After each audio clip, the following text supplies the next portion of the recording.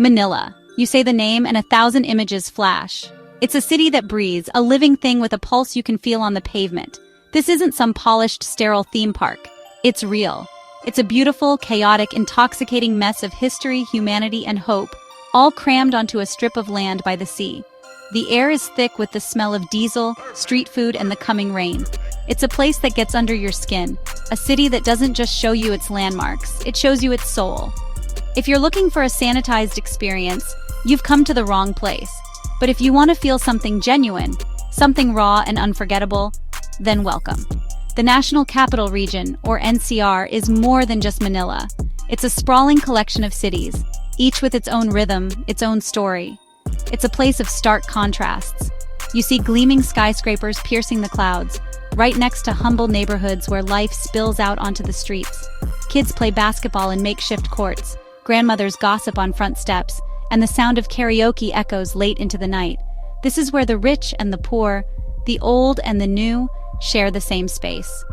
It's a complex tapestry woven from millions of individual threads, each person chasing a dream or just trying to get by. You don't just visit this place, you plunge into it. Forget what you've read in glossy travel brochures. The real Manila isn't found in a five-star hotel lobby. It's found in the back of a rattling jeepney, the iconic, brightly decorated bus that is the lifeblood of the city. It's in the friendly chaos of a crowded market, where vendors shout their prices and a smile gets you a better deal. It's in the shared laughter over a bottle of local beer at a plastic table on a sidewalk. This city isn't about being comfortable. It's about being alive, about opening your eyes and your heart to a place that is unapologetically itself, a city that will challenge you, surprise you, and ultimately change you. So, what's the plan? There is no plan. The best way to experience Manila is to get lost in it. Wander down a side alley, follow a smell that intrigues you, talk to a stranger, let the city guide you. This is a place that rewards curiosity.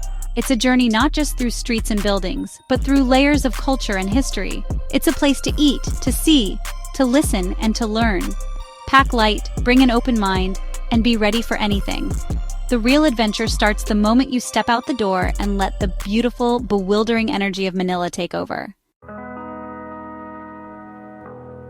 If you want to understand the Philippines, you have to start in Intramuros. They call it the walled city, and for good reason. These old stone walls have seen it all. Centuries of history are baked into every cobblestone. This was the heart of the Spanish Empire in Asia. You can walk the ramparts and imagine galleons sailing into the bay. You can explore Fort Santiago, where the national hero, Jose Rizal, spent his last days. It's a place heavy with ghosts and stories, a quiet sanctuary in the middle of the city's noise. It's not just a tourist spot, it's a monument to survival, a reminder of a past that shaped the nation. Just outside the walls, you'll find Rizal Park. It's a massive green space, Manila's lung. On any given day, it's filled with life. Families have picnics on the grass, couples stroll along the paths, and students practice dance routines. It's a democratic space, a place for everyone. At its center stands the Rizal Monument, a solemn tribute to the man who inspired a revolution with his words. This park isn't just a place to relax, it's a place of national pride. It's where people come to breathe, to remember, and to feel connected to their country and its history. It's the People's Park, in every sense of the word. You can't talk about Manila without mentioning Manila Bay, specifically the sunset. It's a cliché for a reason. As the sun dips below the horizon, it paints the sky in fiery shades of orange, purple, and red. People from all walks of life gather along the baywalk to watch the daily spectacle. It's a moment of shared wonder, a brief pause in the city's relentless pace. You can sit on the seawall with the sound of the waves and the city behind you, and just watch the day end. It costs nothing, and it's one of the most beautiful shows on earth. It's a reminder that even in the most chaotic of places, there is profound beauty. If history and nature aren't your things, maybe commerce is. Manila is a shopper's paradise, from the sprawling, air-conditioned mega-malls like SM Mall of Asia to the chaotic, treasure-filled markets like Divisoria. Divisoria is an experience. It's a labyrinth of stalls selling everything you can possibly imagine, and probably some things you can't. The noise, the crowds, the sheer volume of stuff. It's an assault on the senses in the best possible way. This is where you see capitalism in its purest, most frantic form. It's not about luxury brands, it's about the thrill of the hunt and the satisfaction of a good bargain. It's raw, it's real, and it's utterly Manila. Let's talk about the food, because if you really want to know a place, you have to eat its food. In the Philippines, you start with adobo. It's the unofficial national dish, and every family has its own secret recipe. At its heart, it's simple. Chicken or pork, braised in soy sauce, vinegar, garlic, bay leaves, and black peppercorns. It's a perfect symphony of salty, sour, and savory. It's the taste of home for millions of Filipinos. You'll find it everywhere, from fancy restaurants to humble roadside kitchens. It's more than just a dish. It's a cultural touchstone, a flavor that connects an entire nation. It's the first thing you should eat here. Then there's sinigang. If adobo is a warm hug, sinigang is a sharp, tangy kick in the teeth. In a good way. It's a sour soup, a shock to the system that wakes up your palate. The sourness usually comes from tamarind, but it can also be made with guava, green mango, or other souring agents. It's filled with meat or seafood and a whole garden of vegetables like water spinach, taro, and radish. On a hot, humid Manila day, a steaming bowl of sinigang is strangely refreshing. It's a complex, challenging flavor, but once you get it, you're hooked. It's the soul of Filipino cooking in a bowl. When the heat becomes unbearable, there is only one answer: halo halo. The name literally means mix mix, and that's exactly what it is. It's a wild, wonderful concoction served in a tall glass.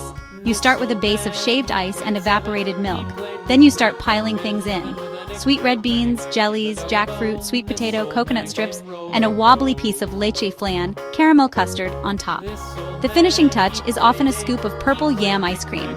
You're given a long spoon and instructed to mix it all up into a sweet, creamy, chunky, glorious mess. It's a dessert, a snack, and a lifesaver all in one. Filipino food is about bold flavors. It's about the balance of salty, sour, sweet, and savory. It's not shy, it's food cooked with heart, meant to be shared with family and friends. It's food that tells a story of the country's history. Influences from Spain, China, and America, all adapted and made uniquely Filipino. Eating here is an adventure for your taste buds. Don't be afraid to try something you can't pronounce. Point at something that looks interesting. The best meals are often the ones you discover by accident, the ones that surprise you and leave you wanting more. This is food that tastes like a place, and that place is the Philippines. So where do you find this incredible food? The answer is simple: everywhere. The real, authentic flavors of Manila are often found on the street. Look for the clouds of smoke from a charcoal grill. Follow the scent of sizzling garlic. These sidewalk kitchens, known as carinderias or turo-turo point spots, are the heart of the city's food scene. You just point at the pre-cooked dishes you want, displayed behind a glass counter, and they'll pile them onto a plate with a mountain of rice. It's cheap, it's fast, and it's unbelievably delicious. This is how most people in Manila eat. It's a communal, no-frills experience that's all about the food. For a more concentrated dose of culinary chaos, you have to hit the local markets. Places like the Salcedo Saturday Market or the Legazpi Sunday Market are fantastic. They are a bit more upscale than your typical street stall, but the quality is incredible. You can find everything here, from regional specialties brought in from the provinces to modern interpretations of classic dishes. But for a truly raw experience, go to a wet market, a palinka, like the one in Farmers Market in Cubao. It's a vibrant, noisy, and wet world of fresh seafood, meat, and produce. Many of these markets have dampa restaurants where you can buy your ingredients fresh and have them cooked for you on the spot. Of course, there are proper restaurants too. Manila has a booming restaurant scene with chefs who are taking traditional Filipino flavors and presenting them in new and exciting ways. You can find restaurants that specialize in the cuisine of a specific region, giving you a taste of the diversity of the Philippines without ever leaving the city. From family-style places that have been serving the same perfect adobo for generations to modern bistros pushing the boundaries of Filipino cuisine, there's something for every budget and every taste. Don't be shy about asking locals for their recommendations. People here are proud of their food and happy to share their favorite spots. Ultimately, finding the best food in Manila is about exploration. It's about being adventurous. Eat the street barbecue. Try the balut, developing duck embryo, if you dare. Order the dish with the strangest name on the menu. The most memorable meal isn't always the most expensive one. It's the one that comes with a story. So walk down that alley, Pull up a plastic stool, share a table with strangers, point at something that looks good and take a bite. This is a city that loves to eat, and it's waiting to share its feast with you. Your culinary adventure is out there, waiting in a steaming pot or on a sizzling grill. Go find it.